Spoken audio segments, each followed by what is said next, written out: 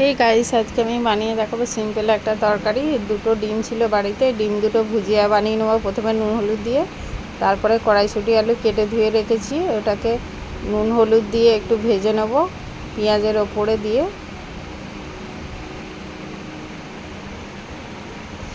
রাত্রিরে অল্প কিছু রান্না করলে রুটির সাথে জাস্ট খাওয়া হয়ে যাবে। এইভাবে একটা তরকারি বানিয়ে দেখতে পারেন, রুটি পরোটা যার সাথে খাবেন খুবই ভালো লাগবে। এবার নুন হলুদ দিয়ে দেবো, দিয়ে একটু ভাজা ভাজা করে নেবো। আর একটু ধনে জিরে গুঁড়ো দিয়েছিলাম, ওটা স্কিপ করে গেছি। আর একটা টমেটো কুচি দিয়েছিলাম ছোট্ট, পারলে এতে ধনে পাতা অ্যাড করতে পারেন, আমার কাছে ছিল না তাই দিইনি।